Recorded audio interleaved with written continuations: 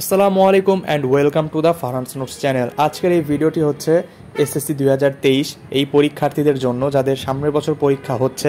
তোমরা জানো তোমাদের এই পরীক্ষাটা এসএসসি 2022-এর শর্ট সিলেবাসেই হচ্ছে, কিন্তু পরীক্ষা নিয়মটা আলাদা।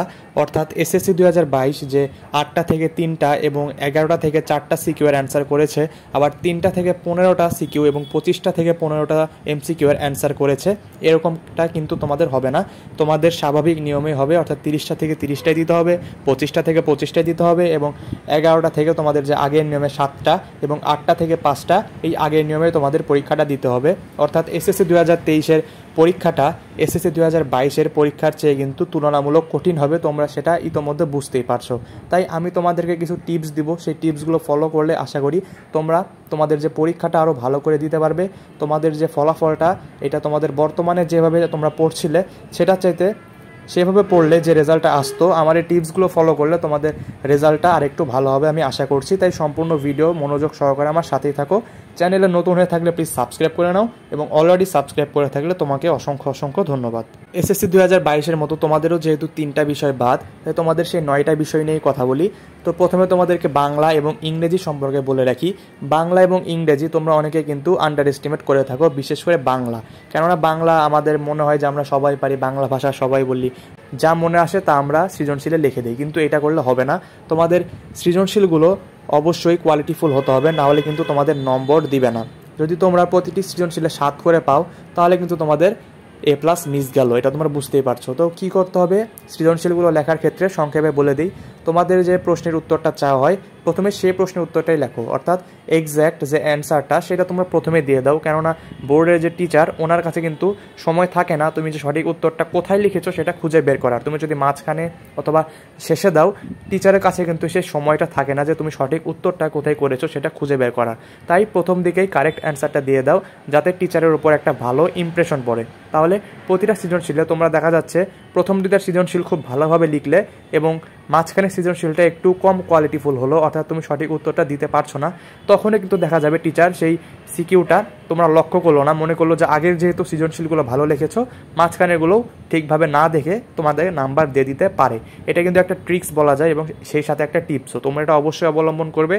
এর মানে তোমরা বুঝতে পারলে যে উত্তরগুলো তোমরা ভালোভাবে পারবে সেটা সবার সামনে রাখবে, যেটা একটু কম পারো সেটা মাঝখানে এবং যেটাও ভালো পারো শেষে, অর্থাৎ প্রথমে এবং শেষে ভালো রাখবে, মাঝখানে একটু যেটা কম পারো সেটা মাঝখানে রাখার চেষ্টা করবে, তাহলে তোমাদের সুবিধা হবে এবং সঠিক উত্তরটা আগে রাখবে। এটা হলো বাংলার ক্ষেত্রে গেল। তারপরে ইংরেজির ক্ষেত্রে, ইংরেজি তো আসলে তোমাদের সাজেশন বলতে কিছুই নেই, কেননা সমুদ্রের কোন অংশ থেকে তোমাদেরকে পানি অর্থাৎ কোশ্চেনটা করবে সেটা কিন্তু তোমরা কেউই জানো না। তোমরা কি করবে, মডেল কোশ্চেন বেশি বেশি সলভ করো, এটাই তোমাদের জন্য সাজেশন থাকবে। আর আগে থেকে সলভ করবে এবং তোমাদের বিশেষ গুরুত্বপূর্ণ হচ্ছে যে এমসিকিউটা হয় ইংলিশের, যে কয়টাই আসুক সেগুলো কিন্তু সঠিকভাবে উত্তর করতে না পারলে তোমাদের মার্কস কমে যায় এবং সেটা যেহেতু প্রথমের দিকে থাকে তোমাদের এমসিকিউ সেই 7টা অথবা 8টা অথবা 10টা, আমার ঠিক মতো মনে নেই কয়টা আছে, যে কয়টাই থাকুক সেগুলো যদি তুমি কারেক্ট করতে পারো প্রথমেই কিন্তু তোমার খাতার একটা ভালো ইমপ্রেশন পড়ে টিচারের ওপর, যে ছেলেটা এমসিকিউগুলো সঠিক মতো দাগিয়েছে অর্থাৎ ভালো প্রিপারেশনে নিয়েছে। সেই ইমপ্রেশনটা তোমার কোথায় কাজে লাগে, তোমার কাজে লাগে হচ্ছে যে রিটেন অংশ, অর্থাৎ প্যারাগ্রাফ, ডায়লগ, ইমেল যাই থাকুক না কেন সেখানে তোমার ভালো নাম্বার পেতে কাজে লাগে। তাই তোমার যে ইংলিশ ফার্স্ট এবং সেকেন্ড পেপার যেগুলো তোমার রিটেনের অংশ না, সেগুলো তোমরা বেশি বেশি করে প্র্যাকটিস করো যাতে তোমাদের স্কিল ডেভেলপড হয়।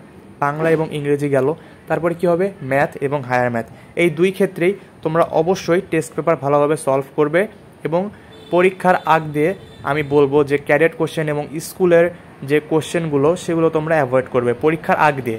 কিন্তু এখন যেহেতু তোমাদের সময় আছে, এই বছরটা তোমরা সেগুলো করতে পারো, তোমাদের একটু দক্ষতা বাড়বে। তোমাদের সহজ ম্যাথগুলো করতে গিয়ে তোমরা যদি এখন একটু স্কুলের ম্যাথগুলো হালকাভাবে দেখে রাখো, কিন্তু পরীক্ষার আগ দিয়ে তোমরা জাস্ট বোর্ড কোশ্চেনগুলো দেখো, অর্থাৎ বিগত বছরে যে বোর্ড কোশ্চেনগুলো এসেছে সেগুলো দেখো, সেগুলো থেকে তোমাদের কমন পড়বে। তাহলে তোমরা বুঝতে পারবা কোশ্চেনের প্যাটার্নটা কি, কোন কোন অংশ থেকে ম্যাথ এসেছে এবং কোন কোন ম্যাথগুলো বইয়ের গুরুত্বপূর্ণ, বইয়ের বাইরে থেকে কিন্তু আসবে না। উদাহরণ এবং অনুশীলনী এগুলো থেকেই তোমরা দেখে থাকবে যে বোর্ড কোশ্চেনগুলো হয়ে থাকে। তো তোমরা এইভাবেই অনুসরণ করো, আশা করি কাজে লাগবে। এবং টেস্ট পেপারের এমসিকিউগুলো ইংলিশ বাদে সবগুলোতে তো তোমাদের এমসিকিউ আছে, তো সবগুলোর এমসিকিউ তোমরা টেস্ট পেপার ভালোভাবে দেখবে। এবং এমসিকিউগুলো পড়ার ক্ষেত্রে তোমাদেরকে একটা ট্রিক্স বলে রাখি, তোমরা এমসিকিউগুলো যখন পড়বে তখন গুরুত্বপূর্ণ এমসিকিউ যেগুলো তোমরা পারছো না, তোমরা অবশ্যই অ্যান্সার ঢেকে প্রথমে নিজেকে যাচাই করবে যে উত্তর সঠিক হয়েছে কিনা। এভাবে পড়লে তোমাদের বেশি মনে থাকবে। আর যেগুলো তোমরা পারছো না, অর্থাৎ প্রথমে তোমরা যে গদ্য অথবা পদ্যের এমসিকিউ পড়বে সেই এমসিকিউটা আগে বোর্ড বই রিডিং পড়ে নিবে, অর্থাৎ সে গদ্য অথবা পদ্যটা বোর্ড বই রিডিং পড়ে নেওয়ার পর তোমরা এমসিকিউটা পড়তে যাবে। তখন তোমরা দেখবে যে তখন তোমার সেই রিভিশনটা দেওয়ার পরও গদ্য অথবা পদ্য যে এমসিকিউটা পারছো না সেই এমসিকিউ অবশ্যই মার্ক করে রাখবে, কেননা সেই এমসিকিউ তোমার বেশি বেশি গুরুত্বপূর্ণ, তুমি বুঝতে পারোনি। তাহলে তোমরা যখন পরে পড়বে জাস্ট মার্ক করে রাখা এমসিকিউগুলো পড়বে, তাহলে তোমাদের সুবিধা হবে। এবং কখনো কখনো তোমরা এটাও করতে পারো যে কোনো রিভিশন ছাড়া আবার এমসিকিউগুলো চেক দেবা, তখন দেখবে বা তোমার কোনগুলো পারছো না, অর্থাৎ এক সপ্তাহ পর অথবা 2 সপ্তাহ পর গদ্য অথবা পদ্যটি পড়ার যখন তোমরা কোনো রিভিশন ছাড়া এমসিকিউগুলো নিজেকে যাচাই করার জন্য প্র্যাকটিস করবে, তখন দেখবে যে কোনগুলোর উত্তর তুমি সঠিক দিতে পারছো না সেগুলো মার্ক করে রাখবে। এক্ষেত্রে তোমার কি হবে, পরীক্ষার আগে তুমি যদি সেই মার্ক করা এমসিকিউগুলো পড়ো তাহলে তোমার কিন্তু টাইম অনেক বেঁচে যাবে।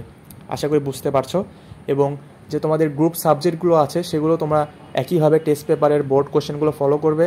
এবং ফিজিক্সের ক্ষেত্রে তোমরা পরীক্ষার আগ পর্যন্ত, অর্থাৎ এই বছরটা তোমরা স্কুলের ম্যাথগুলো প্র্যাকটিস করতে পারো, কোনো সমস্যা নেই, কিন্তু পরীক্ষার আগ দিয়ে বেশি কঠিন প্র্যাকটিস না করাই ভালো হবে, কেননা এতে তোমাদের এলোমেলো হয়ে যেতে পারে। জাস্ট বোর্ড কোশ্চেনগুলো দেখলেই হবে এবং এমসিকিউ অবশ্যই প্র্যাকটিস করবে যেভাবে বললাম এইভাবেই। তাহলে আশা করি তোমাদের রেজাল্ট ভালো হবে, তোমরা কমন পাবে। সো আজকে এই পর্যন্তই। এরকম আরও টিপস অ্যান্ড ট্রিক্স পেতে এবং বিভিন্ন আপডেট নিউজ পেতে চ্যানেলটি সাবস্ক্রাইব করে রাখো। কমেন্টে ভালো লাগলে জানাও এবং কোন বিষয়ে ভিডিও চাচ্ছ সেটাও জানাতে পারো। আসসালামু আলাইকুম।